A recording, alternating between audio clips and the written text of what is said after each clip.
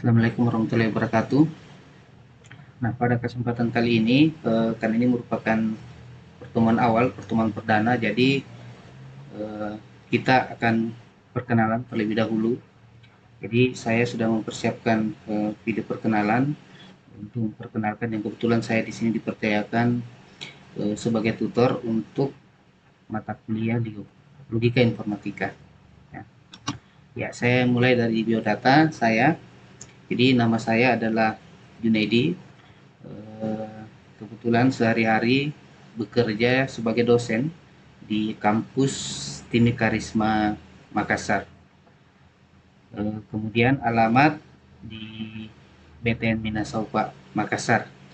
Kemudian untuk kontak di nomor HP itu adalah 0811 460 20 30. Nah, ini WA ya, melalui WA sebaiknya. Kemudian email di Junaidi Karisma CID. Kemudian ada beberapa sosial media, ada Facebook, Instagram, Twitter, dengan YouTube ya. Nah, untuk riwayat pendidikan, kebetulan saya adalah mahasiswa di STIM Karisma Makassar pada tahun 2000 ya, angkatan pertama juga. Selesai di tahun 2005, jadi ya kurang lebih 5 tahun untuk menyelesaikan kuliah S1. Kemudian setelah itu saya lanjut, cukup lama saya lanjut kuliah di S2 di Universitas Hasanuddin itu pada tahun 2012. Ya, alhamdulillah bisa selesai tepat waktu 2 tahun di tahun 2014.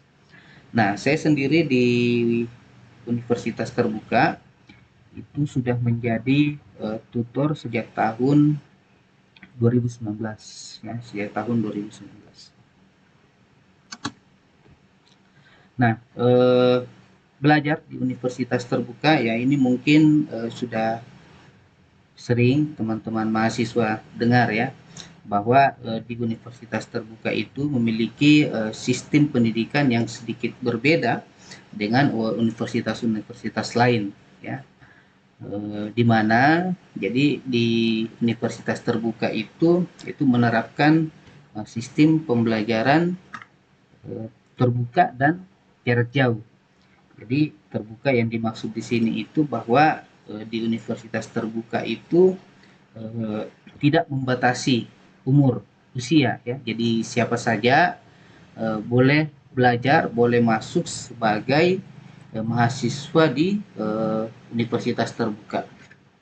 Jadi tidak dibatasi oleh usia, tidak dibatasi oleh domisili, tidak dibatasi oleh tahun ijazah dan lain sebagainya. Nah, kemudian jarak jauh ya, jarak jauh di sini bahwa sistem pendidikan di Universitas Terbuka itu juga tidak dibatasi oleh waktu dan jarak. Jadi mahasiswa boleh di mana saja ya, boleh di mana saja berada itu bisa masuk sebagai mahasiswa di Universitas Terbuka. Kemudian pada proses perkuliahannya juga mahasiswa dengan dosen, dalam hal ini tutor itu tidak berhadapan secara langsung, jadi bisa melalui berbagai media yang sudah disediakan oleh Universitas Terbuka. Nah, kemudian sistem pembelajaran di Universitas Terbuka itu memang dirancang sedemikian rupa agar mahasiswa itu dapat belajar mandiri. Jadi di Universitas Terbuka sistem pembelajarannya itu lebih berfokus kepada mahasiswa yang mampu untuk belajar dengan mandiri. Nah, belajar di mana saja, jadi belajar kapan saja waktunya dan dengan siapa saja. Itu boleh melakukan proses pembelajaran.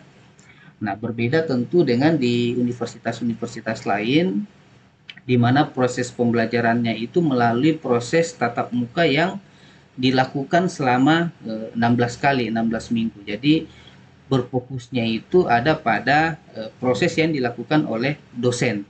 Nah, sedangkan kalau di Universitas Terbuka itu walaupun ada disediakan tutorial, nah tapi jumlahnya itu hanya 8 kali pertemuan atau 8 kali tutorial. Ya, cukup singkat tentunya, untuk menyelesaikan satu materi atau satu mata kuliah. Oleh karena itu, nah, untuk mempermudah di dalam proses pembelajarannya, ya mahasiswa memang harus berkeinginan, memiliki motivasi untuk belajar mandiri. Nah, belajar secara mandiri yaitu berarti bahwa memang mahasiswa bisa memotivasi diri sendiri agar mampu belajar dengan baik tanpa bantuan orang lain. Kemudian tentu dengan memanfaatkan berbagai macam media pembelajaran yang sudah disediakan. Nah, juga mampu mengolah waktu belajar, ya, mampu mengolah waktu belajar. Di setiap BMP, buku materi pokok itu memang sudah diatur sesuai dengan jumlah SKS agar mahasiswa itu mampu menyelesaikan secara mandiri mata kuliah tersebut.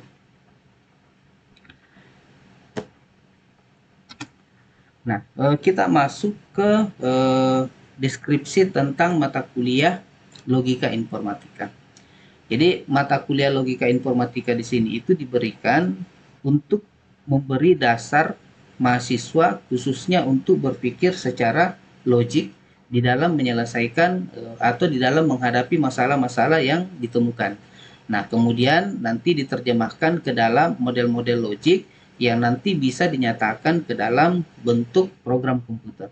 Jadi, ujungnya atau hasil akhir sebenarnya dari mata kuliah ini nantinya itu adalah apa yang kita sudah buat, apa yang kita sudah pelajari, yang mampu kita buat dalam bentuk model, itu nanti bisa diterapkan ke dalam program komputer. Karena di program komputer itu memang membutuhkan logika-logika untuk menyelesaikan suatu masalah. Nah, di mata kuliah inilah ya, kita lebih banyak berfokus kepada penyelesaian logika-logika yang ada.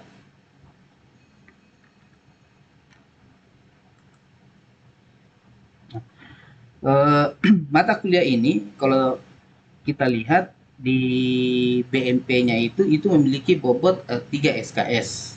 Nah, dituangkan ke dalam 9 modul.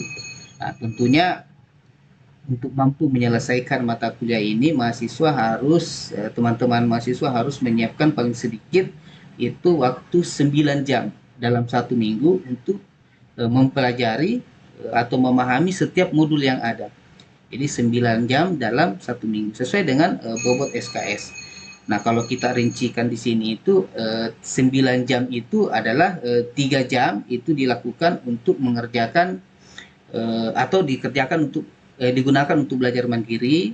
Jadi membaca setiap modul yang ada di buku materi pokok. Kemudian 3 jamnya itu digunakan untuk mengerjakan tugas-tugas terstruktur.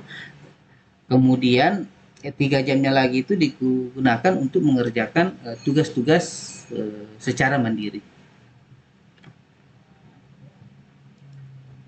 Nah, kompetensi umum yang ingin dicapai dari mata kuliah ini setelah rekan-rekan mahasiswa, setelah teman-teman mahasiswa belajar mata kuliah ini, tentu diharapkan nantinya mahasiswa itu mampu berpikir dan berargumentasi secara logik. Jadi mampu membuat kalimat-kalimat logik, kalimat-kalimat logika, kemudian memutuskan dan menyimpulkan berdasarkan aturan-aturan yang berlaku. Nah, modul yang akan kita pelajari di dalam materi logika informatika ini dibagi ke dalam 9 modul, di mana modul pertama itu adalah tentang kalimat logika proposisional, aturan sintaktik dengan interpretasi. Kemudian di modul yang kedua itu belajar tentang aturan semantik, logika proposisional, interpretasi yang lebih diperluas. Kemudian di modul ketiga itu nanti akan membicarakan tentang teknik penentuan nilai kalimat logika proposisional, kemudian ada pohon semantik, lalu sifat-sifat kalimat. Di modul yang keempat itu nanti akan membicarakan tentang pembuktian validitas dengan pohon semantik, kemudian proof by falsification. Kemudian di modul kelima itu ada substitusi kalimat. Di sini substitusi kalimat ini adalah substitusi kalimat dari bahasa logika proposisional. Kemudian di modul ke-6 itu ada tentang logika predikat. Di modul ke-7 itu ada interpretasi yang diperluas dengan validitas. Kemudian di modul ke-8 itu ada konsep tambahan, agreement dan closure. Kemudian di modul ke-9 ada tentang kalimat valid bersyarat dan substitusi aman. Jadi inilah 9 modul yang nanti akan dipelajari di dalam mata kuliah atau materi logika informatika. Nah, demikian perkenalan singkat dan pembuka dari saya. Terima kasih. Wabillahi taufiq wal hidayah. Assalamualaikum warahmatullahi wabarakatuh.